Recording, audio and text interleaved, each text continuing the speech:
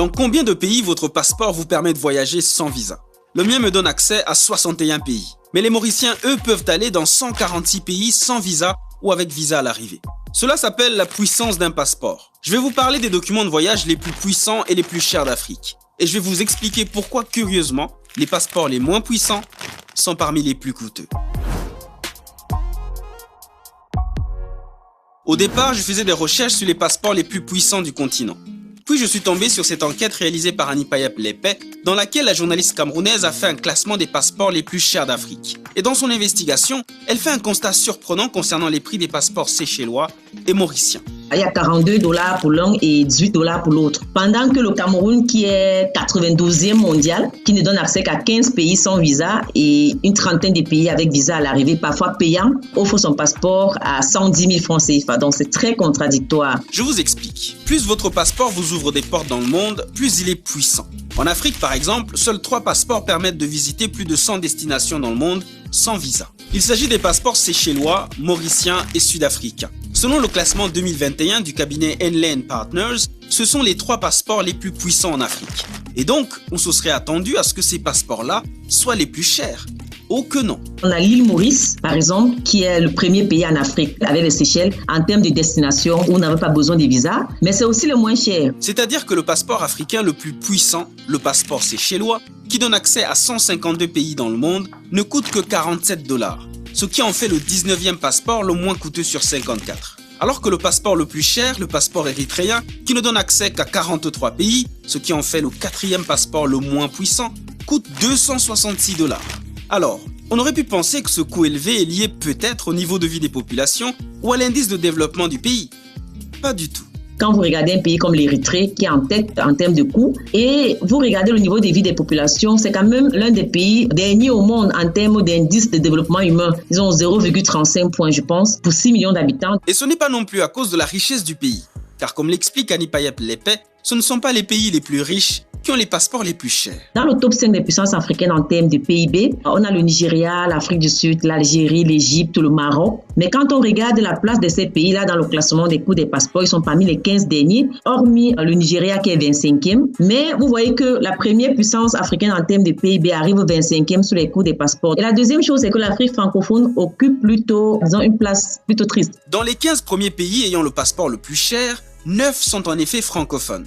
Parmi eux, le Cameroun, le Burundi, le Tchad ou encore la RDC. Et le top 15, c'est les pays qui appliquent les coûts des passeports au-dessus de $90 en quelque sorte. Or, c'est pas connu que ce soit des pays super développés ou au coût de vie des populations très élevé. Prenons le cas du Cameroun. C'est le 12e passeport le moins puissant d'Afrique. Pourtant, il est devenu depuis le 7 juin 2021 le 2e passeport le plus cher du continent. Il est passé de 75 000 francs CFA à 110 000 francs CFA, soit $200.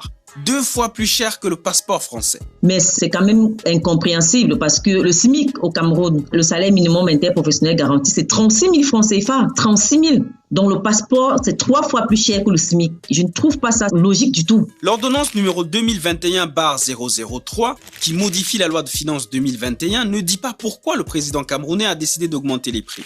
Mais pour la journaliste Anipayap Lepay, c'est plus qu'évident. On sait tous, ceux qui vivent au Cameroun, que l'État traverse des moments difficiles en termes de recettes, en termes de finances. On a la guerre au nord-ouest et au sud-ouest qui dure depuis quelques années maintenant. On a la guerre avec Boko Haram qu'on a entamée depuis longtemps maintenant. Et toutes ces guerres-là coûtent beaucoup d'argent. Et on a la Covid qui a créé quand même un déséquilibre qui était déjà perceptible avec la chute des cours de pétrole. Ce qui veut dire que certains pays comme le Cameroun, qui ont du mal à diversifier leur économie, s'appuieraient sur les documents de voyage pour renflouer les caisses de l'État. Ce qui pour moi n'est pas normal parce que le passeport devrait être comme la carte nationale d'identité, dont on ne peut pas s'appuyer dessus pour faire des prévisions budgétaires. Autre curieux constat, le lien entre démocratie, développement et coût des passeports. J'ai l'impression que plus les pays sont autoritaires et plus ils appliquent des coûts des passeports élevés. Et vous avez les pays comme le Burundi, le Mali, la Guinée-Bissau, même le Cameroun, c'est pas vraiment les pays où vous pouvez vous dire que c'est des pays super démocratiques. En Érythrée, par exemple, le passeport serait cher parce que les autorités voudraient décourager les Érythréens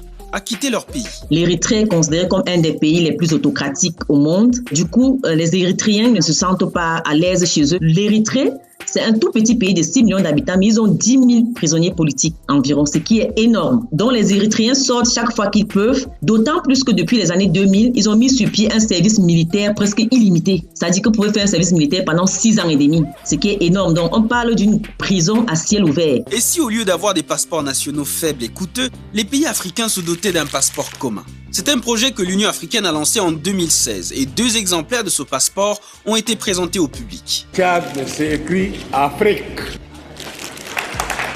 Selon l'indice de l'UA et de la Banque africaine de développement, les Africains ont besoin de visa pour voyager dans 46% des autres pays africains. Un passeport commun permettrait non seulement aux Africains de voyager dans tous les pays africains, mais il augmenterait aussi du coup la puissance des passeports nationaux en leur donnant un accès d'office à 54 pays. L'objectif final étant de remplacer les passeports nationaux. Mais cela ne peut avoir de sens que si l'Union africaine effectivement impose un prix, un taux à chaque pays. Parce qu'en parcourant justement les prix des passeports, j'ai constaté qu'il y a des pays qui font les passeports communautaires plus chers que les passeports internationaux de leur pays ou moins chers. Et donc j'ai l'impression que si on fait un passeport africain et qu'on laisse à chaque État le soin de fixer le coût, eh bien on vivra exactement la même chose. Où en est le passeport africain? Et pourquoi certains pays africains sont réticents à l'idée d'ouvrir leurs frontières aux autres pays africains? La faiblesse des passeports africains trouve ses racines dans le tracé des frontières. Pour en savoir plus, vous pouvez regarder cette autre vidéo. Et si vous le souhaitez, vous pouvez aussi vous abonner à notre chaîne AJ+ Français.